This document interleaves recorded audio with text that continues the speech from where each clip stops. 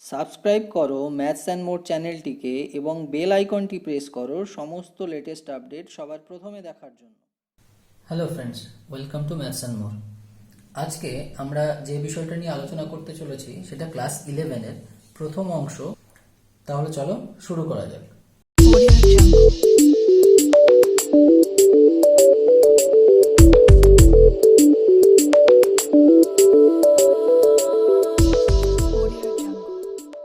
ত্রিকোণমিতি শেখার আগে যেটা আমাদের জানতে হবে সেটা হলো ত্রিকোণমিতির ফাংশন কি কি আছে, অর্থাৎ ট্রিগোনোমেট্রিক ফাংশন। ট্রিগোনোমেট্রিক ফাংশন আমরা 6টা পাই। এই 6টা ফাংশন কি? সাইন, কোসাইন, ট্যানজেন্ট, কোট্যানজেন্ট,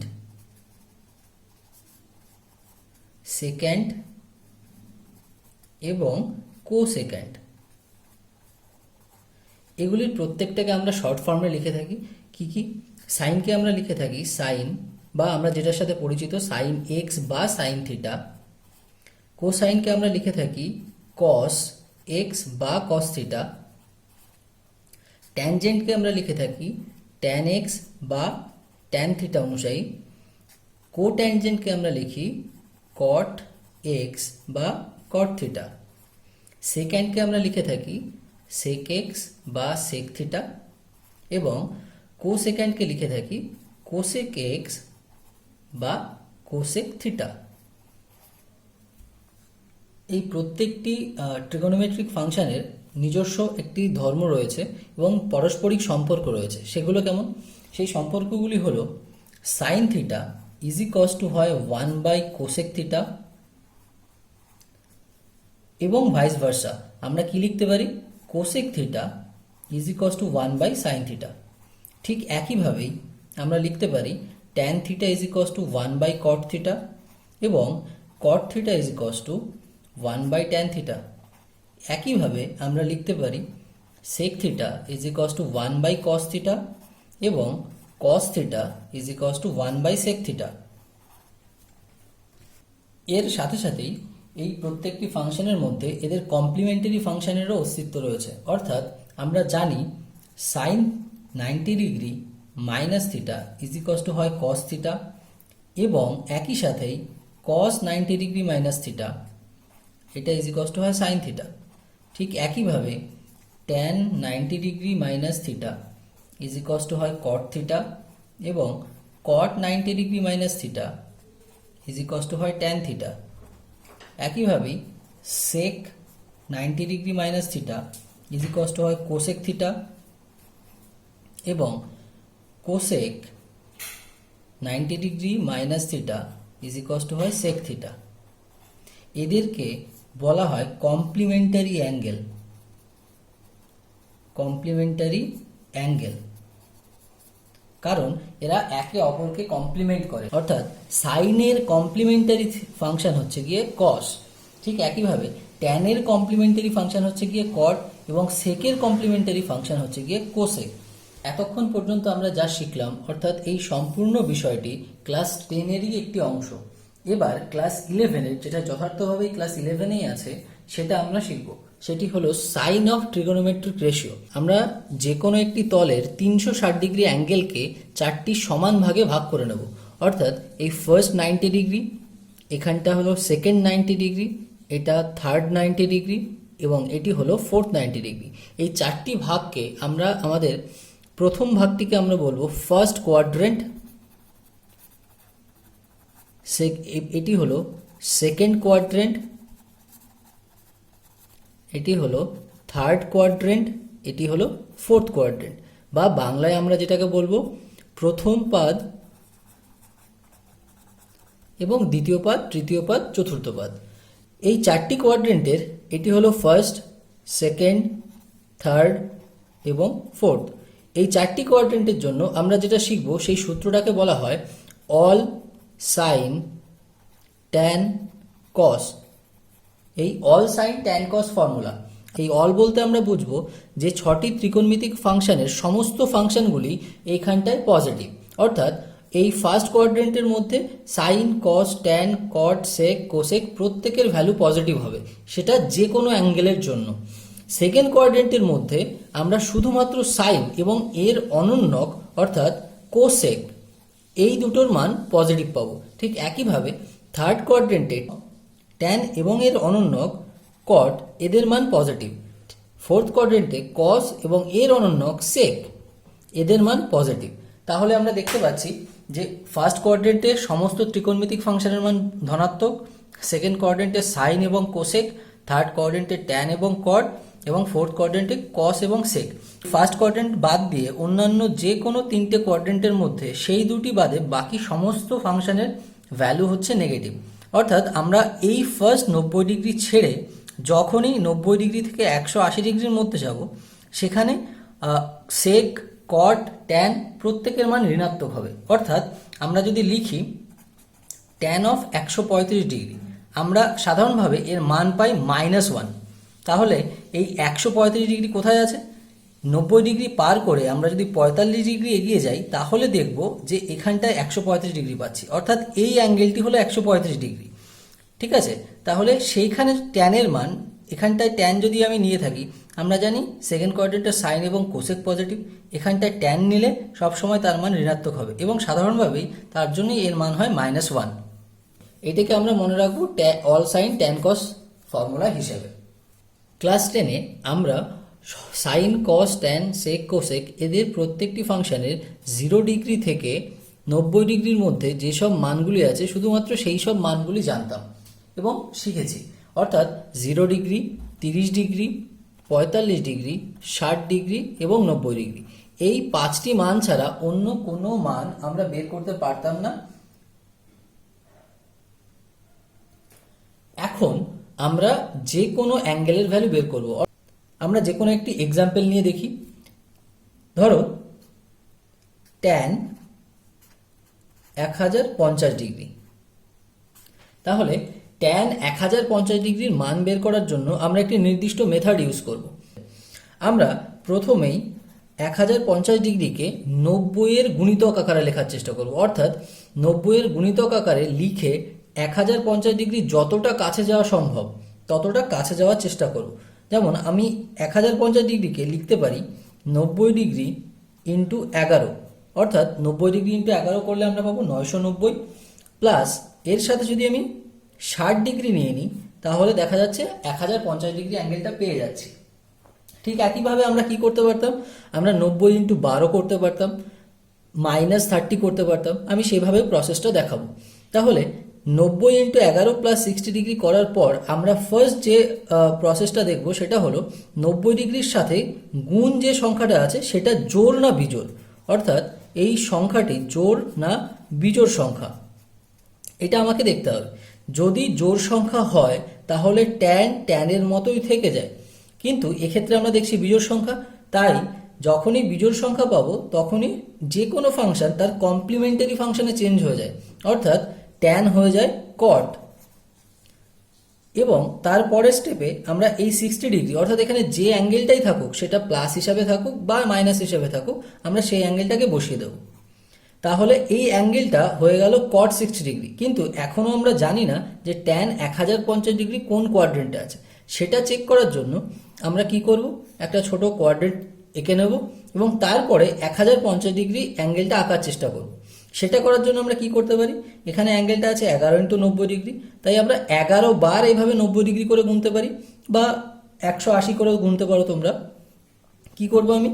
1 2 3 4 5 6 7 8 9 10 11, অর্থাৎ আমি 11 বার 90 ডিগ্রি ঘুরে এই জায়গায় আছি।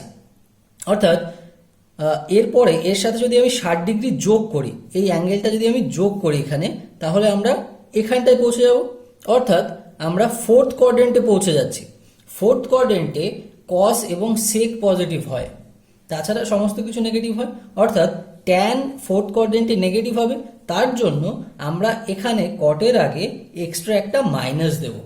চলো এবার কট 60 ডিগ্রির ভ্যালু আমরা আগে থেকেই জানি। আমরা জানি কি কট 60 ডিগ্রির ভ্যালু হচ্ছে মাইনাস, কট 60 ডিগ্রির ভ্যালু কত হয়? 1/√3। তাহলে আমরা দেখতে পাচ্ছি ট্যান অফ 1050 ডিগ্রির ভ্যালু দাঁড়াচ্ছে -1/√3। আমি এখানে অন্য আরেকটি প্রসেস দেখাচ্ছি, সেটা হলো ট্যান 1050 ডিগ্রিরই মান বের করব, কিন্তু এবার অন্যভাবে। সেটা কিরকম?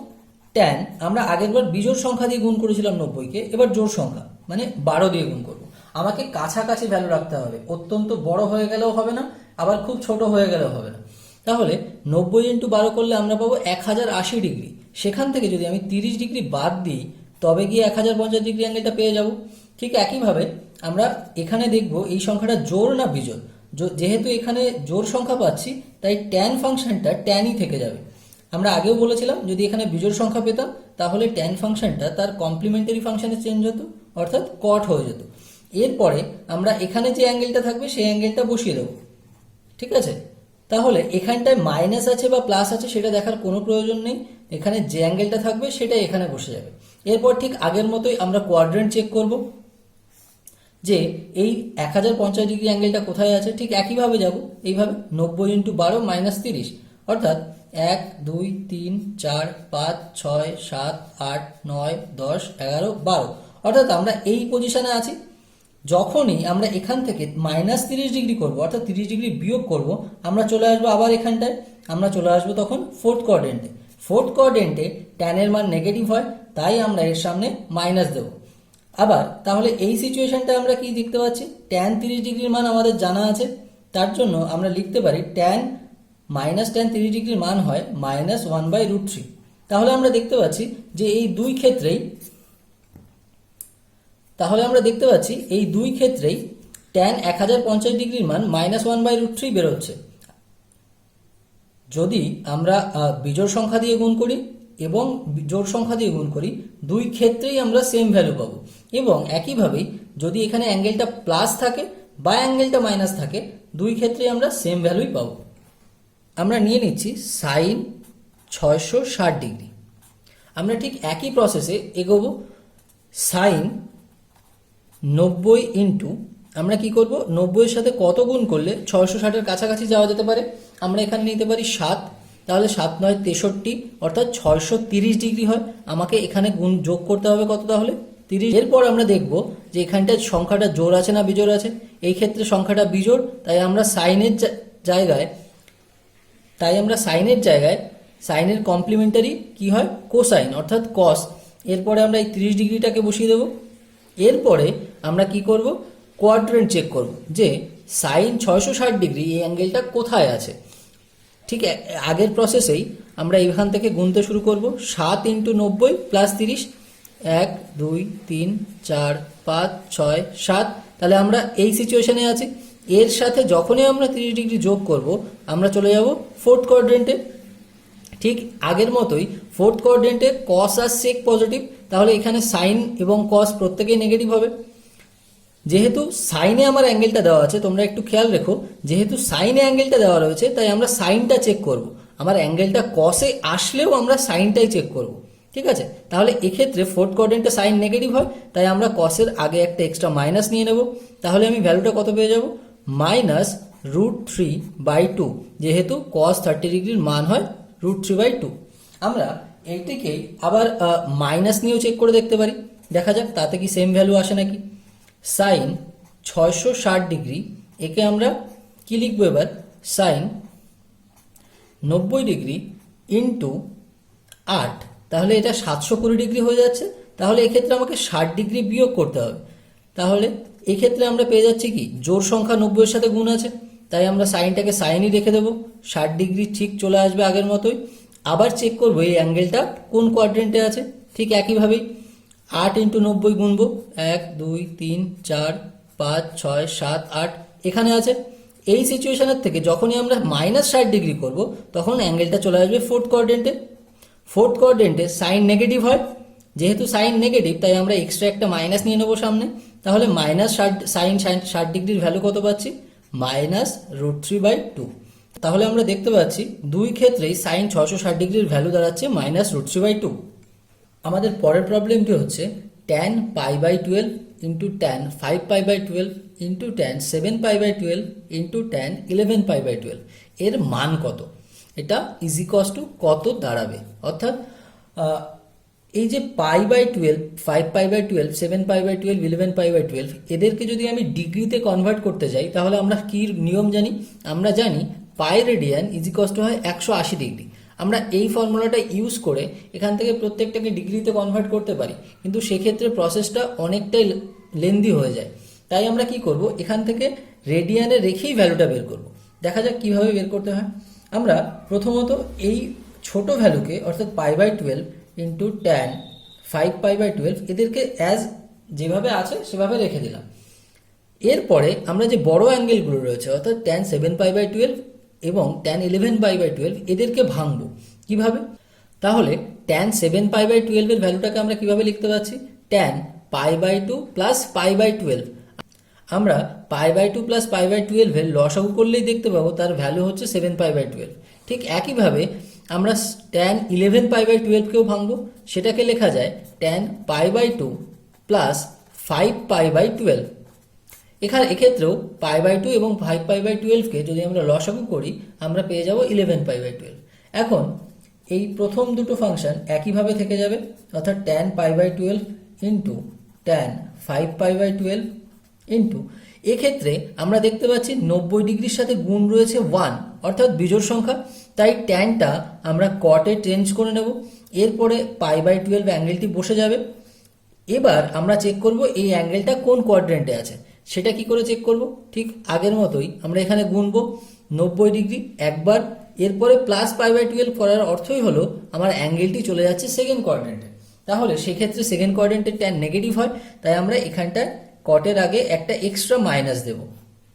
ঠিক একইভাবে আমরা ট্যান π/2 প্লাস 5π/12 এর ভ্যালু বের করে নেব, আর তার ভ্যালু আসবে মাইনাস কট 5π/12। এরপরে আমরা কি লিখতে পারছি? Tan π/12 into tan 5π/12। এখানে একটি মাইনাস আছে এবং এখানেও একটি মাইনাস আছে, অর্থাৎ এরা মাইনাস মাইনাসে প্লাস হয়ে যায়। এবং কট π/12 কে আমরা লিখতে পারি 1/tan π/12 এবং কট 5π/12 কে আমরা লিখতে পারি 1/tan 5π/tan π/12 কেটে যায়, tan 5π/12 এবং tan 5π/12 ও কেটে যায়, অর্থাৎ টোটাল ভ্যালুটা থাকে 1। তাহলে আমরা দেখতে পাচ্ছি tan π/12 into tan 5π/12 into tan 7π/12 into tan 11π/12 এর মান হলো 1। আমাদের পরের প্রবলেমটা হলো tan θ ইজ ইকুয়ালস টু 5/12 এবং sin θ ঋণাত্মক হলে cos θ এর মান কত। অর্থাৎ আমাদের কাছে দেওয়া আছে কি, প্রথমত tan θ ইজ ইকুয়ালস টু 5/12 এবং sin θ ঋণাত্মক। এই কন্ডিশনটা খুবই গুরুত্বপূর্ণ যে sin θ ঋণাত্মক। আমরা পরে দেখব যে sin θ ঋণাত্মক হলে কিভাবে ভ্যালুটা চেঞ্জ হয়। এবার আমাদের তাহলে মূল কাজ হলো tan θ থেকে cos θ এর মান বের করা। তাহলে আমরা বের করব কিভাবে? tan θ ইজ ইকুয়ালস টু 5/12 হলে আমরা লিখতে পারি tan square θ is equals to 25/144, অর্থাৎ আমরা দুভয় পক্ষেই স্কয়ার করে দিয়েছি। এখান থেকে tan স্কয়ার θ কে আমরা লিখতে পারি কি, sec square θ minus 1 is equals to 25/144। যেহেতু আমরা জানি যে sec square θ minus tan square θ is equals to 1 হয়, তাই আমরা tan স্কয়ার θ কে লিখতে পারলাম sec স্কয়ার θ মাইনাস 1। ঠিক একইভাবে আমরা এখানে কি পাচ্ছি, sec square θ is equals to 1 plus 25/144। এই 1 প্লাস 25/144 ইজ ইকুয়ালস টু হয় 169/144। তাহলে আমরা কি পেয়ে যাচ্ছি যে sec square θ is equals to 169/144। তাহলে sec θ ইজ ইকুয়ালস টু কত হবে? অর্থাৎ আমরা বোথ সাইড যদি রুট করে দিই, বর্গমূল করে দিই, তাহলে আমরা কি পাবো, sec θ is equals to plus minus 13/12। সুতরাং cos θ কত হয়? আমরা জানি sec θ এবং cos θ একে অপরের অনন্যক, তাই cos θ ইজ ইকুয়ালস টু হয়ে যায় প্লাস মাইনাস 12/13। এখন দেখো cos θ এর দুটি মান পাচ্ছি, অর্থাৎ cos θ ইজ ইকুয়ালস টু একটি ক্ষেত্রে 12/13 হতে পারে এবং অন্য ক্ষেত্রে হতে পারে মাইনাস 12/13। এই দুটি মানের যে কোনো একটি আমাদের প্রয়োজন। এই ক্ষেত্রেই আমাদের এই কন্ডিশনটি দরকার হবে যে sin θ ঋণাত্মক। sin θ ঋণাত্মক হওয়ার অর্থ হলো sin θ আছে থার্ড কোয়াড্রেন্টে অথবা ফোর্থ কোয়াড্রেন্টে। যেহেতু ফার্স্ট কোয়াড্রেন্ট এবং সেকেন্ড কোয়াড্রেন্টে sin অলওয়েজ পজিটিভ, তাই sin θ কে ঋণাত্মক হতে গেলে একে থার্ড কোয়াড্রেন্ট এবং ফোর্থ কোয়াড্রেন্টই থাকতে হবে। এর সাথে সাথেই আমাদের দেওয়া আছে tan theta is equal two 5/12, অর্থাৎ ট্যান থিটাও পজিটিভ। ট্যান থিটাকে যদি পজিটিভ হতে হয় তাহলে তাকে থাকতে হবে কোথায়? হয় থার্ড কোয়াড্রেন্টে, নয়তো ফার্স্ট কোয়াড্রেন্টে। এবার ফার্স্ট কোয়াড্রেন্টে নিলে সাইন থিটা এখানে নেই, তাহলে ট্যান থিটা এখানে থাকবে না। সাইন থিটা থার্ড কোয়াড্রেন্টে থাকতে পারে এবং থার্ড কোয়াড্রেন্টে ট্যান থিটাও থাকতে পারে, যেহেতু ট্যান থিটার মানটা পজিটিভ। তাই আমরা কি ধরবো? সাইন থিটা যদি ঋণাত্মক হয় এবং ট্যান থিটা ধনাত্মক হয় তাহলে সাইন থিটা ঋণাত্মক এবং কস থিটাকেও ঋণাত্মক হতে হবে। তার জন্যই আমরা tan theta is equal to positive পাবো। বা এটাকে আমরা অন্যভাবেও দেখতে পারি, tan theta is equal to আমরা জানি কত হয়? Sine theta by cos theta. এবার যদি সাইন থিটা ঋণাত্মক হয় তাহলে ট্যান থিটাকে ধনাত্মক থাকার জন্য কস থিটাকেও ঋণাত্মক থাকতে হবে। তার জন্য আমরা 12/13 এবং -12/13 এর মধ্যে থেকে কোন মানটি বেছে নেব? আমরা বেছে নেব -12/13কে। তার জন্য আমরা লিখব যে cos theta is equal two -12/13, যেহেতু সাইন থিটা লেস দ্যান 0 বা সাইন থিটা ঋণাত্মক। আমরা পরের ভিডিওতে এই চ্যাপ্টারেরই আরও কিছু কমপ্লেক্স প্রবলেমস দেখব এবং আরও কিছু শর্টকাট নিয়ম শিখব। তাহলে আজকে এই পর্যন্তই, পরের ভিডিওতে দেখা হচ্ছে।